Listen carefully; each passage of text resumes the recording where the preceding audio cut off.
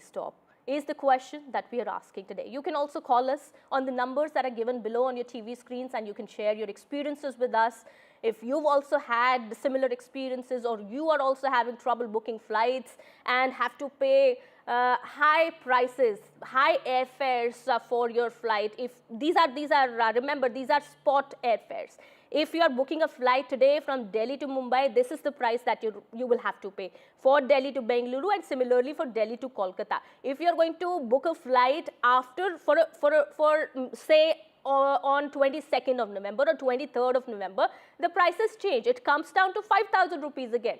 So there needs to be some explanation to it, and that is the question that we are asking today. Is there any justification for that? We also have with us on the broadcast aviation expert Vipul Saxena, aviation expert and CEO of Aviala's consultant Sanjay Lazar, also with us on the broadcast. Thank you so much, Mr. Sanjay Lazar and Mr. Vipul Saxena, for speaking to us here on NDTV.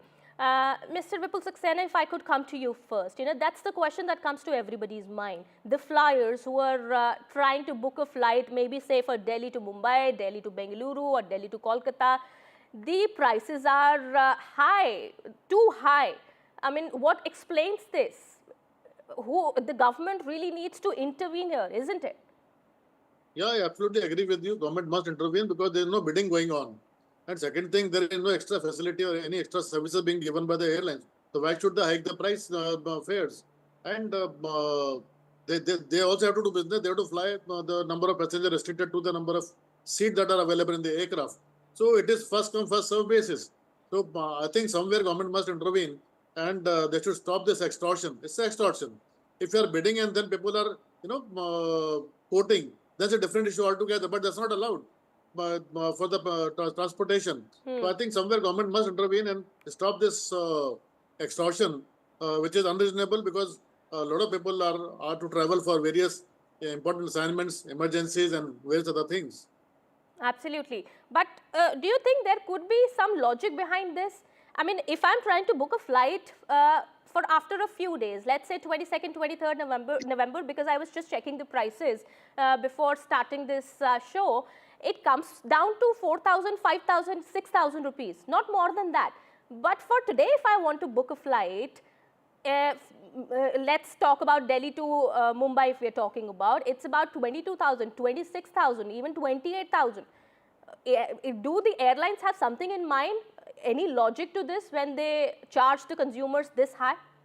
No, I think government must come out with something like what they do in the railways, during the peak seasons or during the festival seasons. The railway also runs extra trains and extra bogies. So if the airlines want to make money, they should increase number of aircraft, but they cannot hike the fares. So somewhere this need to be controlled. This need to be curbed rather, and this business should be stopped of looting the passengers, especially when they need these services urgently. Absolutely, it's absolutely causing a major inconvenience to the passengers. And aviation, well, airlines, of course, are making big bucks. That's for sure. That's very much clear here. Without adding anything to the passengers. Yes, absolutely. Mr. Sanjay Lazar, what's your opinion? What do you think that needs to be done here? And what's the logic behind this price rise? Thanks for having me, Kitty. And let me just, explain at large. Airline fares have been deregulated decades, literally decades ago. So they'll run on their own algorithms. You find all these aggregators like Make My Trip, Ease My Trip. If you sat on 3 computers with all the flights open and you kept punching, the fares would automatically rise. What you're speaking of is spot fares, and let me make no bones about it. They are astronomical. They are astronomical. They're literally half the price of going halfway to London and or crossing Dubai. Delhi, Bangalore, or Mumbai, Kolkata. Right. But and they're unreasonable. However, that being said, let's understand the current laws within our country do not permit the government to come in and cap it unless the government itself amends those laws. This is a free market, and when you say this is last minute spot fares, 90% of the aircraft has already been sold at lower fares. Now, you yourself have pointed out 3 or 4 or 5 days later, 22nd of November, it's 4,000, 5,000. Whereas tomorrow, it's 25,000. Now, that shows that that last 5 or 10 seats in a 120 or 140 or 180 seater aircraft are retained at the highest bucket. Airlines have buckets, and where you drop the fare categories into. So this has obviously reached the end of life of the buckets. The other thing is the fares didn't just go up now. They've been progressively going up over the last year or two because of the various wars, the Ukraine-Russia war, then we had the Iran-Israel war, oil went up, oil came down. Fares come to a new high and they stay there. The benchmark low remains the new high, and it keeps switching higher and higher. We've not seen a drop in airfares since the beginning of this year. But sir, whenever there is a festive season, we do understand typically there is a spike. Yes, all right. Nikita, I would like to add here that if you see the results which companies are publishing every quarter, they're making huge profits. If that is right, if the fuel prices are going up or cost is going up, how they're making profits? So they have enough profit into their pockets, and I think this fare need to be reasonably controlled, and this last minute looting has to stop. Nobody does it. Why should it be done? Absolutely. So, Mr. Lazar, as we've been talking about it, during the festive season, we've observed there is typically a spike in travel demand, which often we've seen airlines do resort to increasing the fares also for, flights, for travel, of course. But why now? I mean, Diwali is gone. I mean, we do understand there are going to be holidays in December too. But why right now? I was interrupted. I was trying to get to that. Yes. I was trying to show our firm has tracked fares between the 20th of October to the 25th of November. And we've seen a huge rise starting 30th of November or 30th of October onward. And it's progressively rising because the demand has gone up tremendously. You will see this taper off, but you'll see it continue. I predict you will have 10 to 15% higher fares in December than today. So let's understand that the seats have not gone up. The seats are constant. The seats have not gone down. Right. The second thing that comes into the picture is demand has gone up. This is heading towards the holiday season. There were people who could not afford to travel during Diwali who are now traveling. And we're again talking, I come back to the point of spot fares. And it happens, So that actually gives an excuse to the airlines. That actually gives an excuse to the airlines, seeing that you've also been tracking this, trend, that the demand, of course, goes up after 30th October because the holiday season is once again approaching. That gives an excuse to the airlines to increase the airfares and put this extra burden on the consumers. Not twice, not 3 times, even 4 to 5 times. I mean, 29,000 or 28,000, fare if I'm paying for a Delhi to Bombay flight, that's too much, sir. That's going to burn a hole in my pocket. Astronomical. But tell me, do you have a legal option? I'm asking you a pure and simple law point. In the Indian the current Aircraft Act and rules, you don't have a provision. You'll have to introduce one. Go ahead and do it. I said this 6 months ago on one of your shows on the big fight on NDTV on a Sunday. Yes. And nothing's happened either way. Yes. Till today, the government, the minister came in and said, I want to bring down airfares. Nothing has been done. It's now 6 months. I'll just come back to you. I'll just come back to you on that point. I want to talk about that. Yes, Mr. Vipul Saxena, you want to raise a point? See, I made this point earlier last time when the fares had risen. I made a point that in case of festival seasons or whenever we have a bad weather or some other situation where the capacities are going down because of a less number of flights being operated.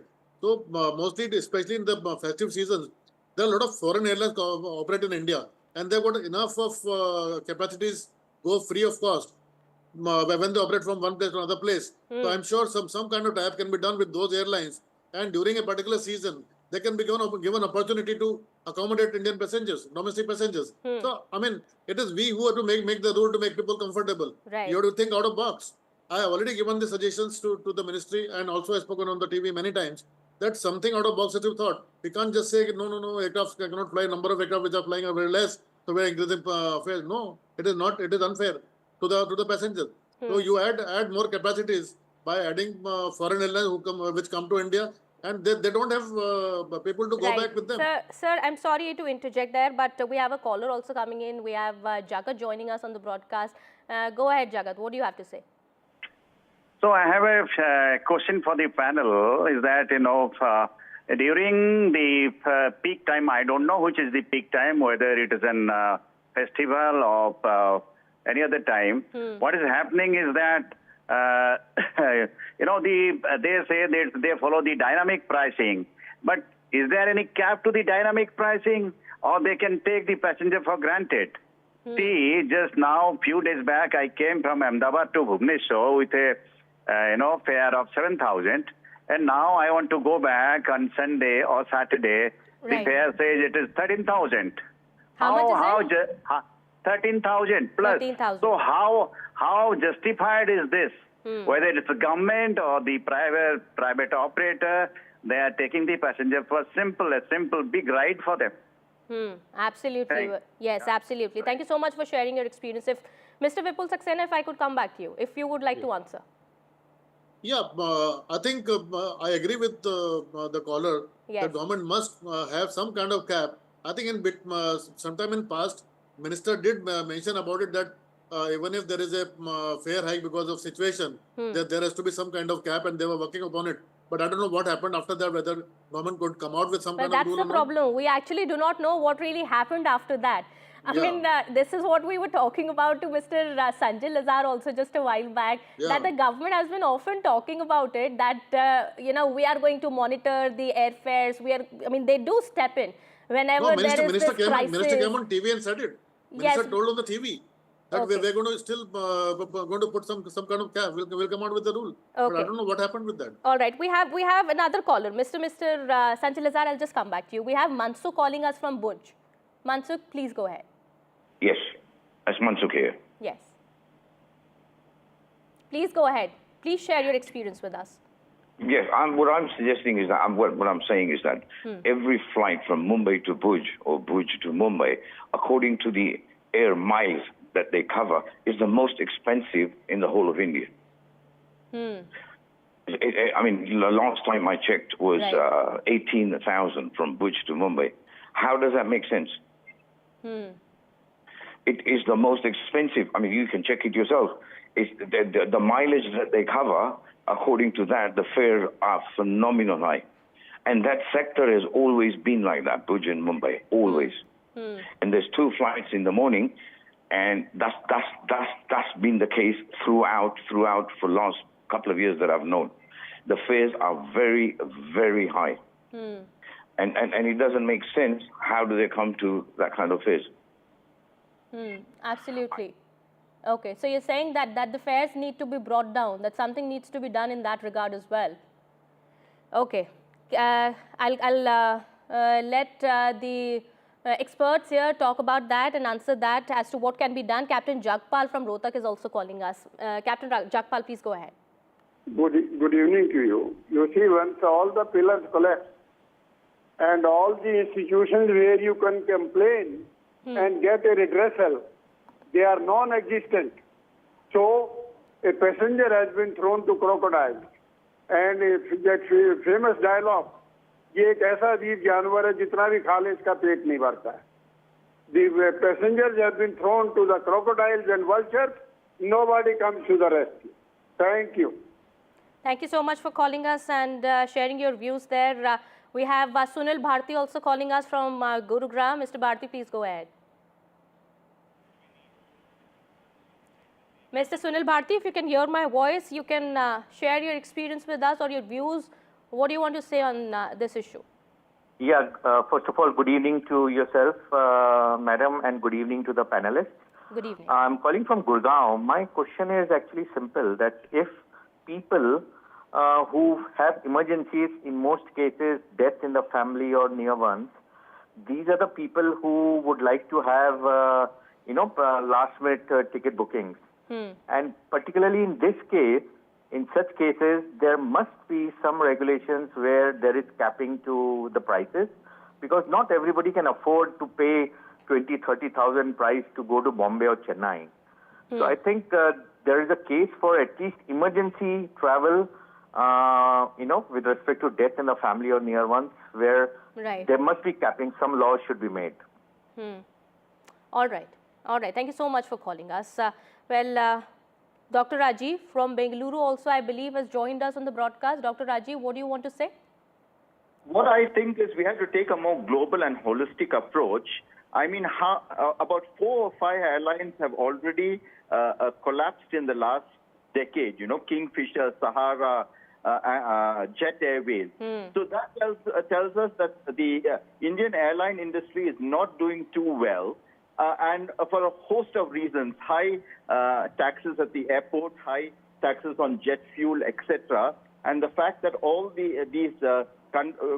don't manufacture our own jets, so you have to buy an Airbus or a Boeing. Everything is in dollars. So the industry has to make profits to survive, and so we can't be too harsh on them. Because if they were doing so well and if they were pleasing citizens, we would be having 10 airlines today and not just 2. I think we are down to 2 now, isn't it? Indigo and Air India.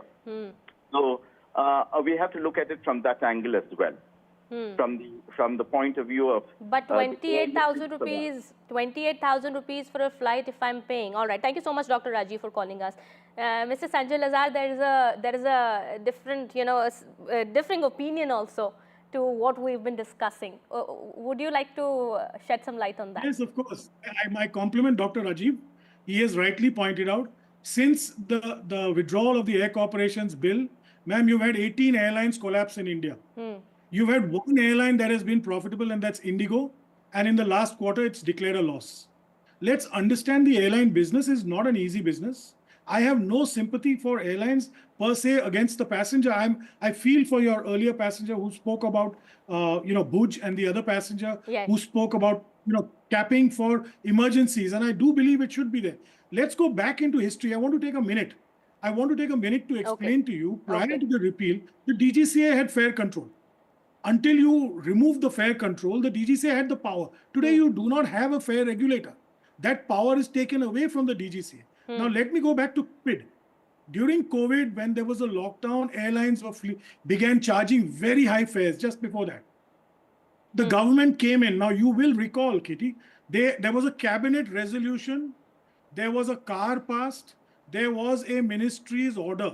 It takes 3 statutory documents to start capping, and even then, because airlines said that we can fly one way, we are coming back one way empty, therefore we have to charge a double fare, if you remember, right through lockdown months, when airlines were not flying. Right. So this itself shows you there is a legal mechanism. It's very easy for the government's new ministers to come in and say, I want to bring prices down. 47% of my airfare is taxes. Are you willing to reduce it? I'm asking the government today on your channel. Are you willing to reduce it? Can the airlines, otherwise the airlines will go out of business. You've just seen Go Air, you've seen Jet Air liquidated. In the last 30 days, you've seen this. Are we talking seriously? Let's understand. We're talking about, I think Mr. Vipul Saxena has a different opinion on that. I'll just come back. I'll just come back to you both. Umesh from Dehradun is also calling us. Umesh, go ahead, please. This is Umesh Singh Clement from Dehradun. I would put up the point that we are common people, and taking a flight was something which was there in our budget before. But now, the way the fares are, it has gone out of our budget, and we are forced to take highways, which are further being taxed with tolls. And if we take an option of railways, that is in a very pathetic situation. We don't feel safe traveling by trains. So the only safe mode of transportation that we feel is airlines, but unfortunately it is going out of our reach, out of our budget of a normal middle-class family or a higher middle-class family. It has become very expensive. Absolutely. And Absolutely. to add it all, even the other services at the airport, you want to have a meal, you want to have a drink, it is going out of the roof. So that all adds up to be, I don't know how things are being planned and all. Just sad. Okay. All right. I'll go to Pankaj also. He is also going to be, all right. We'll go to our caller Pankaj also in just a bit. Let me go back to Mr. Vipul. here. Yes, Mr. Vipul Saxena, you had a different opinion, I believe, to what Yeah, Mr. let Sanjay me Lazar was saying. put things in perspective. I agree with Mr. Lazarus that aviation business is not a really very good profitable business. It's a very difficult business. I fully agree with him. So I have two different sides of it.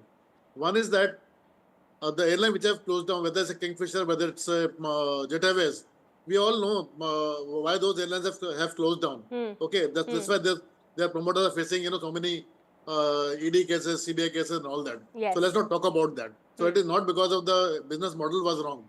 Second thing, Go Air has gone down because of the engine problem they were having with the manufacturer of engine. They were not getting supply because they got into a legal option. So there is a reasonable reason behind these airlines failing. On the other hand, we are seeing the kind of profit Indigo is making, phenomenal profit they're making, historical profit they've made. So it is not that difficult that you can't survive. But on the other side, I have always supported that the surcharge which are state government charges on ATF, I think that should be abolished. And if government needs to compensate states for that loss, it is their problem. But absolutely. Well, what is very hitting? important point that you've made, that Indigo, being a low-cost airline, it's got double-digit revenue growth this year. Absolutely. Well, absolutely. Indigo has reported a total income of 202.5 billion rupees with a net profit of 27.3 billion, being a low-cost airline. What is low cost about their fares? Have a look at their fares, man. They're no longer a low-cost airline. They're an airline, period. Yeah. Today, if I look at the fares, of course, that doesn't look like the same. Yes. Just one more point. See, Prime Minister had made this is a vision of him that, Udan is his vision that, every common man should be able to fly. And I think he made this vision quite workable. And we have seen people in Chappal, they're actually flying. And that scenario suddenly can't have fare rising to...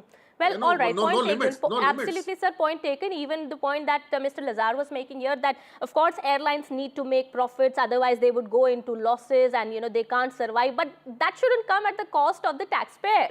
That shouldn't come at the cost of the common man. I mean, it shouldn't be burning a hole in my pocket that I have to pay 5 times the price of a flight that could cost me 5,000 rupees if I'm booking it for after 15 to 20 days. But for today, if I'm booking the flight from, say, as we've been discussing, Delhi to Mumbai, it would cost me about 29,000. That shouldn't happen. Of course, the government needs to step in, and the government really needs to do something about it, and the airlines must also rethink on this. Thank you so much, Mr. Vipul Saxena. Thank you so much, Mr. Sanjay Lazar. Sir, I'm sorry I won't have much time now. Well, it's time for a short break here. We'll be right back with more news and updates.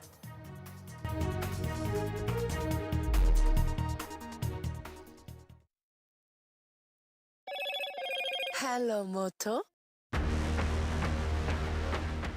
Motorola Edge 50 Pro, world's first AI-powered pro-grade camera.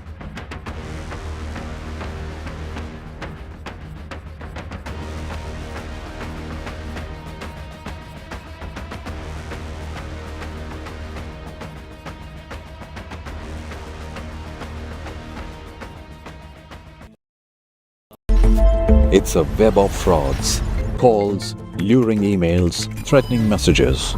Cyber frauds have cast their net wide and everyone is at risk. We track the victims, their horror stories as they get conned online, extorted and robbed of their hard-earned money. How to identify a cyber fraud and how to stay cyber safe. What are your options? Fraud.con. Only on NDTV 24/7.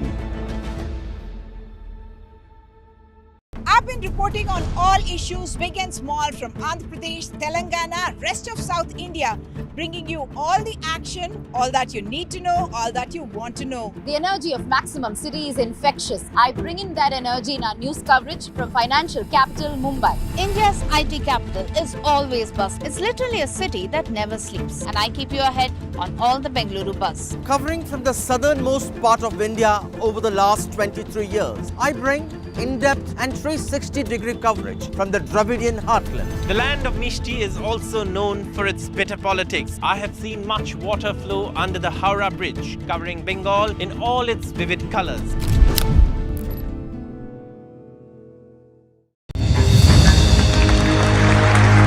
I now request the Honorable Prime Minister to launch NDTV World and address the summit.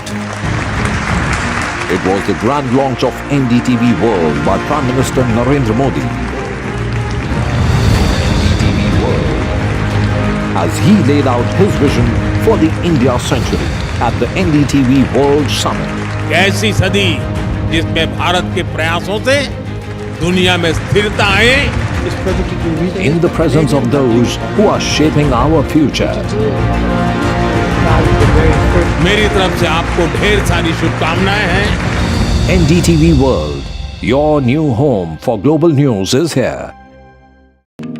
NDTV proudly presents NDTV World Summit 2024, the India Century. I now request the Honorable Prime Minister to launch NDTV World and address the summit. Prime Minister Narendra Modi's inaugural session at the NDTV Summit outlined his vision for the India century, driven by aspirational India. हमारा प्रयास होगा भारत की century सिर्फ भारत की नहीं बल्कि पूरी मानवता की जीत की सेंचुरी बने। The summit brought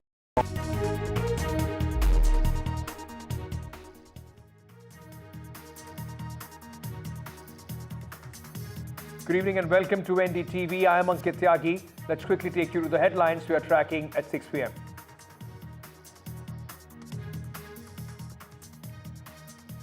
Political slugfest continues in Maharashtra over bag checking by the Election Commission. Now Chief Minister Eknath Shinde's bags check. He speaks exclusively to NDTV, says, what's Uddhav Thackeray afraid of?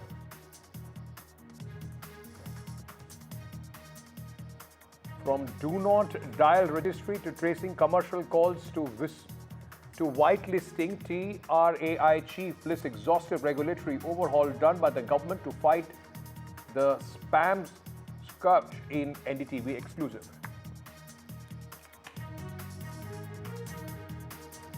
Government doctor stabbed multiple times in Chennai at a government hospital. Cops arrest one suspect. Says the youth was an attendant who suspected doctor gave wrong treatment.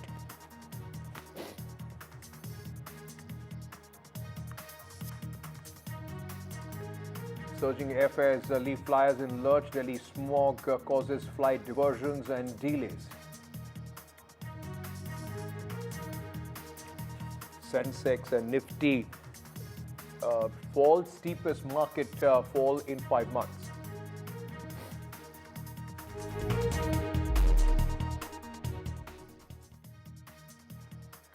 Ladies and gentlemen, the voting for the first phase of elections in the state of Jharkhand and also in bypolls of a few other states is now over. It has ended. The polling percentage till 5 p.m. in Jharkhand was recorded at 64.9%. It's a close call between the JMM and the BJP. In fact, voting was held on 43 of the state's 81 assembly constituencies across 15 districts. These are mostly the Naxal impacted areas, and even at these places there were long queues where people came out to exercise their franchise. Voting took place at polling stations in Maoist areas like Jambro, Komai, Gilua and Taramba amid tight security. Jharkhand Chief Minister Hemant Soren, his wife Kalpana Soren, also cast their vote at the polling station in Ranchi in the assembly elections. Meanwhile, Chief Minister Hemant Soren also accused the BJP of maligning his and the state's image through shadow campaigns. Now, the ruling JMM has fielded 23 candidates. Its ally Congress and the RJD have put 17 and 5 candidates respectively. The opposition BJP has fielded 36 candidates, while its alliance partner JDU and BSP have nominated 2 and 7 candidates respectively. The second phase of elections will be held on November 20th. Yeah, exactly. That's a very welcome thing we are seeing. We have seen an extensive campaign by the Election Commission, by the governments actually to encourage people to come out and vote in large number, and which is reflected in the numbers we are seeing today. This was the first phase of Jharkhand election, and remember, as far as what does it translate into poll prospects for both the factions. What does a huge large voter turnout actually means is something we would only speculate after the results are out. But yeah, certainly it was the first day, a very eventful day and a very important phase it was, because this was the phase which would actually decide which way the wind would blow in Jharkhand. This was a phase where the majority of the tribal seats were going to polls, and both the factions, the India bloc and as well as the NDA, they have been eyeing for tribal votes by floating various narratives on the ground, whether it was the Bangladeshi illegal immigrants, whether it was a narrative being sold to tribals that the Bangladeshi illegal immigrants are allowed to settle in Jharkhand, then they would eat into the resources, their resources. So these were the narratives. We saw Prime Minister Narendra Modi, we saw Home Minister Amit Shah talking about it, and today we'll see it on ground as to whether the tribal voters bought that narrative, and if they have actually bought it, then the results would be something very different and might get actually disappointing for the JMM and Congress combined. But as of now, the India bloc seems very confident that they have the support base in the tribal region, and today was their day, because this was the tribal zone which was actually going to polls. Out of 43 assembly constituencies which went to polls, more than half of them were reserved for ST. So they were the scheduled tribe constituencies, and traditionally the JMM, which is seen as a tribal party, has been doing well over there. So it would be, we will not speculate as of now. We'll wait for 23rd to come, and then we'll see what the voters have decided for themselves. Meanwhile, it's just not Jharkhand. In fact, bypolls are taking place in important states. Karnataka is among those states as well, where key elections are taking place. Overall, 31 seats across 10 states where bypolls are taking place. The voting there has also ended. It's a direct fight between the Congress and the JDS in Karnataka, where Union Minister H.D. Kumaraswamy's son Nikhil Kumaraswamy is fighting against local warhorse and Congress candidate C.P. Yogeshwar.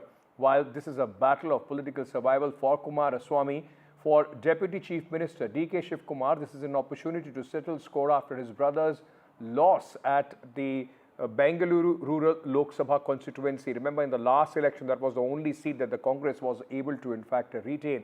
Let me go across at this moment to my colleague Pratibha Raman, who's joining us with more details. Pratibha, in a way, it also will tell you this bypoll not only will decide on the future of Mr. Kumaraswamy and JDS, but in a way will also give you some sort of a mid-course referendum on the performance of the Congress government.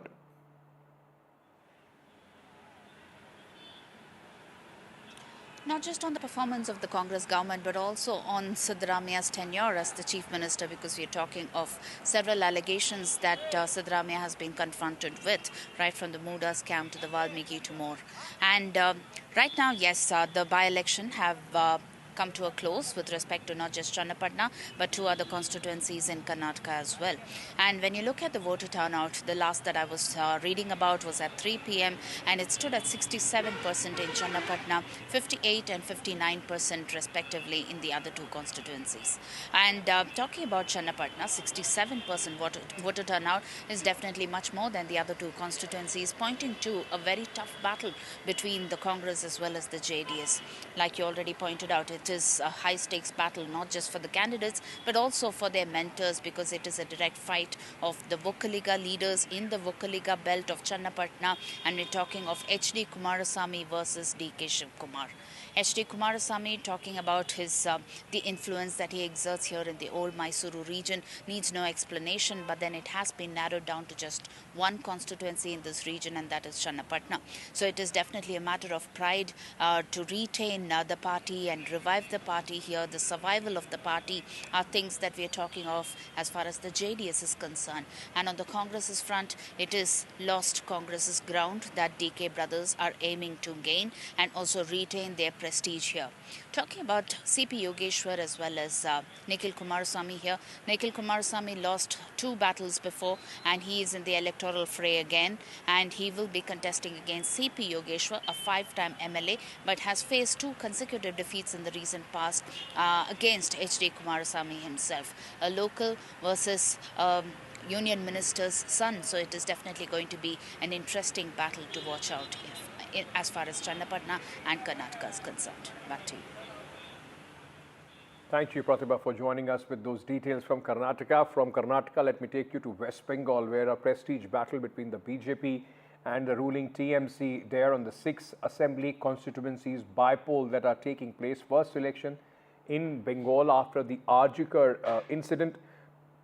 So will this have an impact? Could this be the catalyst which could in fact surprise or have an impact on the result? In 2021, out of these 6 seats, TMC held 5, BJP had won only a single seat.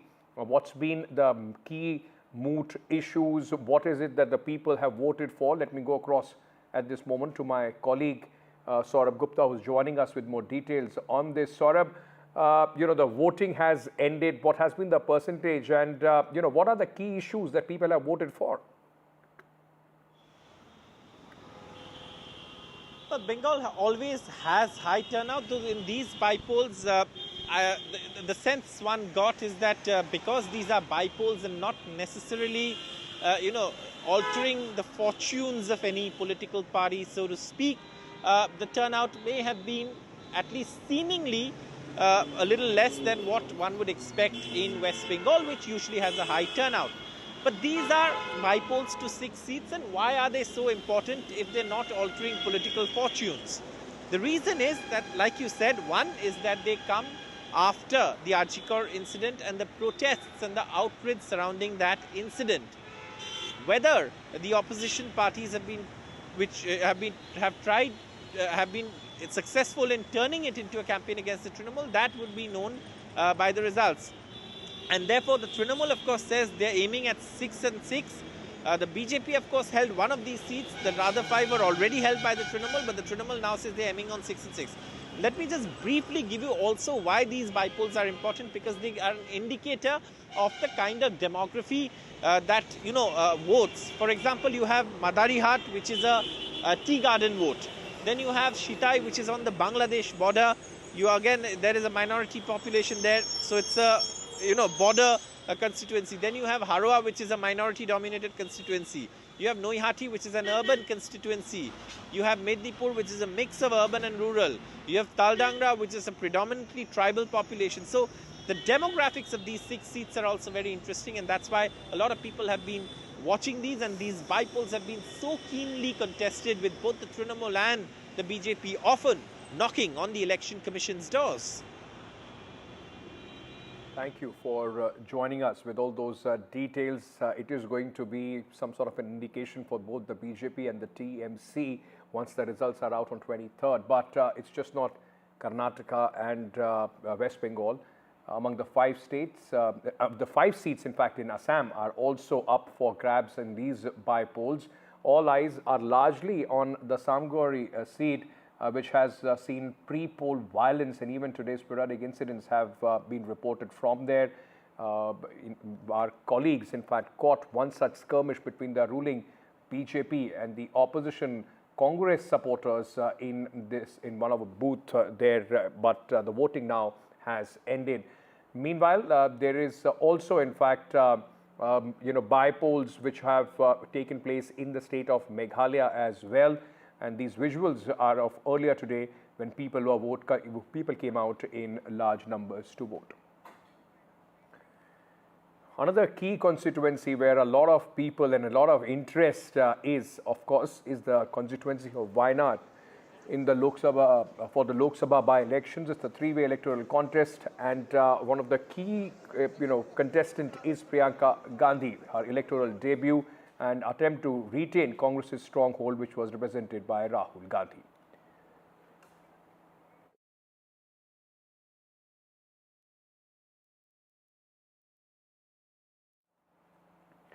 All right, from the voting which took place today to the state of Maharashtra, where the voting will take place on 20th of November. And in the run-up to the election, NDTV exclusively caught up with the Chief Minister Eknath Shinde. It's a prestige battle, all stakes in battle in Maharashtra, where there are 2 alliances but 6 political parties for people to choose from. Let's listen in to what the Chief Minister said. हमारे साथ मौजूद है महाराष्ट्र के मुख्यमंत्री एकनाथ शिंदे। ये बेहद खास मुलाकात है। चुनाव के वक्त सीएम साहब आपने समय निकाला, धन्यवाद। किस तरह का माहौल दिख रहा है? आप जगह जगह घूम रहे हैं और कल तो आपने लगातार 7 रैलियां कर डाली। पूरा माहौल महायुति का है। सब लोग इंतजार कर रहे हैं कब चुनाव है, कब वोटिंग है, कब मतदान है, कब महायुति को वोट करते हैं। ऐसा सब लोग में वो जोश है, उत्साह है। सभी लोगों में एक इस बार के चुनाव में अलग भावना है, क्योंकि ये सरकार फिर से जनता चाहती है। क्योंकि 2-2.5 साल में हमारे सरकार ने जो महायुति ने काम किया है वो आज तक के इतिहास में इतना काम कभी नहीं हुआ है। और इसलिए लोग चाहते, जैसे महाविकास आघाड़ी ने सब काम बंद कर दिए थे। मैंने अभी कहा था कि सब कामों में स्पीड ब्रेकर ठोक दिया था। नाम बताओ क्या? मैं मेट्रो है, कारशेड है, समृद्धि है, अटल सेतु है, कोस्टल है, जलयुक्त शिवार योजना किसानों के लिए, मराठवाड़ा वाटर ग्रिड है, जहाँ पानी समुद्र में बह जाता है वो उसके प्रोजेक्ट है, सब बंद कर दिए गए, सब ठप। क्यों? युति सरकार ने किया। ऐसे जेलसी, ये ईगो, इसकी वजह से बंद। पहले हमने उसको शुरू कर दिया, काम शुरू हो गया, उद्घाटन भी हो गए। मोदी जी आए थे उद्घाटन में कई प्रोजेक्ट के। और फिर कल्याणकारी योजनाएं हम शुरू की। मुख्यमंत्री लाडली बहन योजना, बेटी मुख्यमंत्री लड़की लेख, लखपति, लड़कियों का उच्च शिक्षा, डॉक्टर, इंजीनियर, वकील बनना है फ्री में, मुफ्त में, 3 गैस सिलेंडर, किसानों को कर्ज माफ़ करना, किसानों को 7.5 HP पंप का जो किसान है 45 लाख उनको बिजली मुफ्त में देना। ये सब काम हमने कर दिया। और वयोश्री योजना सीनियर सिटीजन के लिए, घर में से हर एक किसी ना किसी को राज्य सरकार से कुछ ना कुछ राहत देने का काम हमने किया है। तो लोगों में एक फीलिंग है कि हमारी लाडली बहना तो बहुत उत्साहित है। एक तो उनको गुस्सा है सौतेले भाई पर, उन्होंने दुष्टता की है, उनके खिलाफ कोर्ट में गए, उनकी योजना बंद पाड़ने के लिए गए, उनकी योजना को बदनाम किया उन्होंने, इसलिए गुस्सा है। गुस्से में उनको वोट करना है महायुति को। और इसलिए 20 तारीख को देखो आप क्या होता है। लेकिन महायुति थम्पिंग मेजोरिटी से जीतेगी। सर, एक मुख्य तौर पर ये आरोप लग रहा है कि आप लोगों ने जो लाडली बहन योजना की, अब कांग्रेस ने अपना रेट जो है वो बढ़ा दिया। उनका कहना है कि 3,000 देंगे। तो आपको लगता है कि आप लोग को काउंटर करने की कोशिश की जा रही है? देखो, उनके पास रेट भी नहीं और डेट भी नहीं, और उनके पास कुछ भी नहीं है। अभी वो घोषणा जो है झूठी है, क्योंकि कई राज्यों में उन्होंने लोगों को फंसाया है। घोषणा करने के बाद सरकार में आने के बाद हाथ ऊपर करते, हमारे पास पैसे नहीं है, केंद्र सरकार देवे। ये ऐसा कुछ होता है क्या? उनके तो प्रमुख जो है उन्होंने तो खटाखट पैसे देंगे बोले, 1 भी रुपया नहीं गिरा। लेकिन हम पटापट दे दिए, 5 हफ्ते दे दिए। हमारे लाडली बहन को नवंबर का भी आचार संहिता लगेगा, इसलिए वो उसका भी दे दिया। इसीलिए उन्होंने बहुत विरोध किया। और अभी उनको लगता है ये लाडली बहन हमारी वाट लगाएगी, हमारा सुपड़ा साफ करेगी, हमारे को घर पे बिठाएगी। इसलिए उन्होंने भी एक नई योजना कर दी। लेकिन हमने तो ऑलरेडी योजना कर दी, मेरी लाडली बहना के खाते में पैसे जा रहे हैं। तो अभी उनको बस भरोसा कौन करेगा, उनके ऊपर विश्वास कौन करेगा? उन्होंने एक बार पहले भी ऐसे ही एक बार ऐलान किया था बिजली माफ़ करना। जैसे चुनाव हो गया ख़त्म, चुन कर आ गए, बिजली का बिल वापस गया। हम लोग अभी 0 बिल दिए है। जो किसान है 7.5 HP का पंप से खेती करने वाले किसान, उनका बिल माफ कर दिया, 0 बिल जाना लगा। Right, so that was the Chief Minister, in fact, speaking about the bag controversy and also other issues as far as Maharashtra is concerned. But we are trying to get you as many voices from Maharashtra, the important faces which are in the fray in the state of Maharashtra. Now meet Mumbai's candidates, and this is in our ongoing series. This is an exclusive interaction with Shiv Sena, BJP, former BJP, now Shiv Sena, Shinde's candidate Shaina NC. She's well-known TV panelist for the BJP. Now she's fighting the ticket on Shiv Sena's, in fact, symbol from the Mumbai Devi constituency.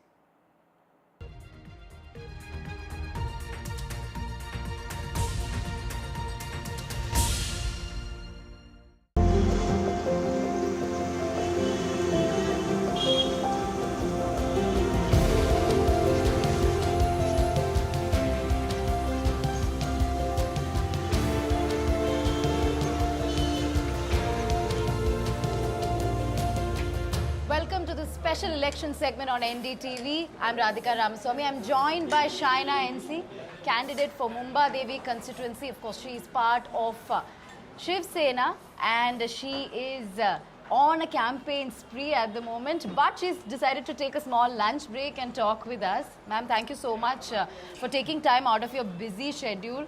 How has the campaign streak been? I mean, I've been seeing you have multiple meetings with officials and going door to door. We start early morning, go on, then the sun gets very hot. So wherever you are, you have to eat. So right now we're at New Shanti Bhuvan, which is opposite Goldeval, which is part of Mumba Devi constituency. In the morning, we walked all over Chor Bazaar, convincing our voters to vote on the 20th and the importance of voting for change in Mumba Devi. What really drove you to sort of contest from Mumba Devi, or what really drove you to get into the election fray this time? I think this is a decision that the party leadership takes. The Mahayuti leader and our Chief Minister, Honorable Eknath Shindeji, gave this opportunity. And I took on this challenge despite it being a very tough challenge, because I truly believe that in South Mumbai, if you see all the assembly segments, the worst constituency, unfortunately, is Mumba Devi. Because in 15 years, there's been no development. You look at the levels of hygiene, civic awareness, parking issues, cluster redevelopment, no school, no college, no library, open spaces, so I think is a distant dream. So I feel we need to work and take on challenges and work towards improving the lives of our citizens of Mumbai. What is your vision for Mumba Devi? So for Mumba Devi, you have to first have a blueprint. Now if you take Kamatipura as an example, the cluster redevelopment which should have happened years ago, the Honorable MLA has not even submitted a plan. He says after elections he will submit a plan. I'm not saying I have all the solutions, but I definitely have the political will to get the best experts, the bureaucracy all on board, and our Honorable Chief Minister Eknath Shindeji has assured that Mumba Devi cluster redevelopment will happen in Kamatipura, BIT Chawl, Umar Khadi, Dongri, Bhendi Bazaar. So that is a vision which I think needs to be speeded up. Certainly, and you're one of the prominent women candidates contesting. So what about issues of women's safety, gender issues? How will you be looking at those? So I think women can only move forward if we have fundamentally two things: good health and good education. There is a saying, Talim ki taakat. But that Talim ki taakat for a constituency like Mumba Devi, where women of the minorities have only been kept as a vote bank, I think is a sorry situation. We need to move beyond this kind of Tushtikaran ki Rajniti and think of the larger perspective of how we will evolve generation after generation. And that's why when Eknath Shindeji started the Ladki Behna Yojana, it works so well in Maharashtra because 2.5 crore women in Maharashtra have got 7,500 rupees in their account. If you look at Mumba Devi, 40,000 women have got 7,500 rupees in their account, of which 15,000 are Muslim women. So this is nothing but development, and I'm sure that in the days to come, women who are empowered, who are secure, given good education, good health schemes. Our Honorable Prime Minister, look at the way he respects women.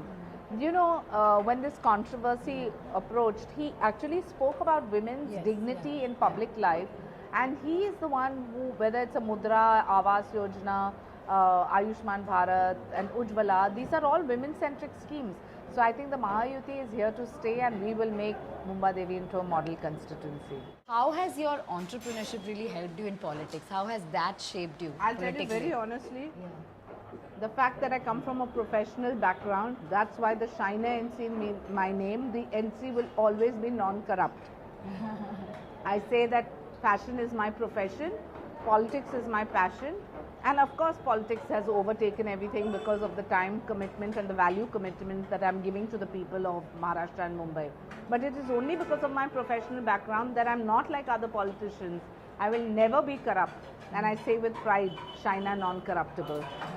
That's great. And ma'am, how do you see your chances? I mean, Patel against you, very experienced candidate here. So how do you see your chances in this constituency? Of course, you know South Bombay as well, but how do you? I'm not here to judge anyone on their work. The people have to decide. If they feel 15 years there has been some developmental work, go ahead. If they feel they have been cheated and questions unanswered, they have an option. People always say they want an educated candidate, somebody who has a clean, clear track record.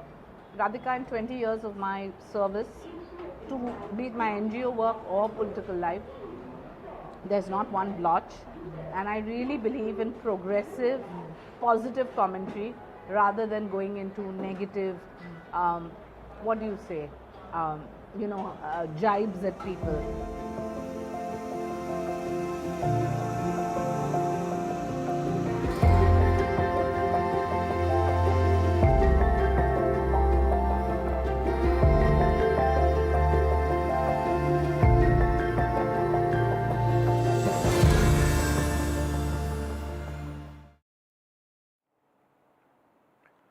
Meanwhile, in fact, remember in Maharashtra, there is an ongoing controversy over what's in the bag. And literally, politicians are sparring on the election commission, in fact, officials checking their bags. This is mandatory in most elections. And after Nitin Gadkari, now Devendra Fadnavis, and post him, Maharashtra Deputy Chief Minister Ajit Pawar have all posted videos of their bags being checked by the EC officials.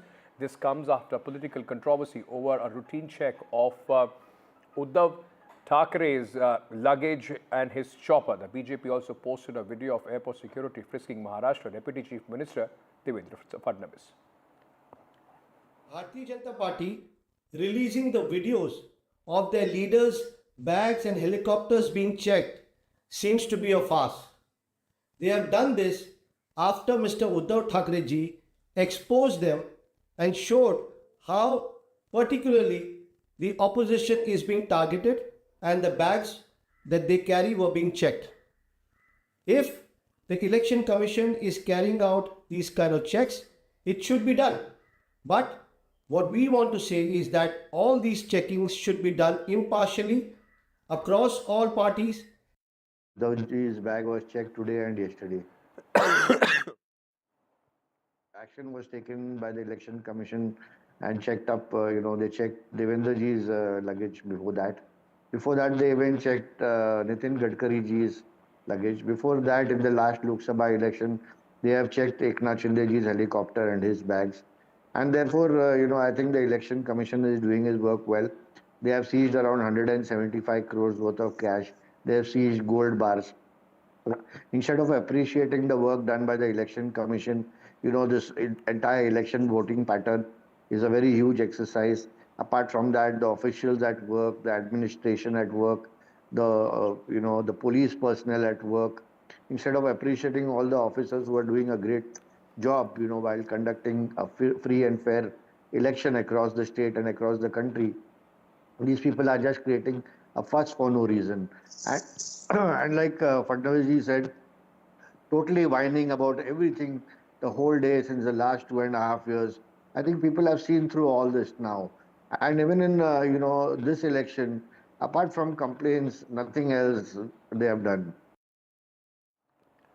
Going across to my colleague Anuj, who is joining us with more details at this moment. Anuj, it's all happening in the battle state of Maharashtra, from question being raised on checking of the bags to all kind of attacks on each other.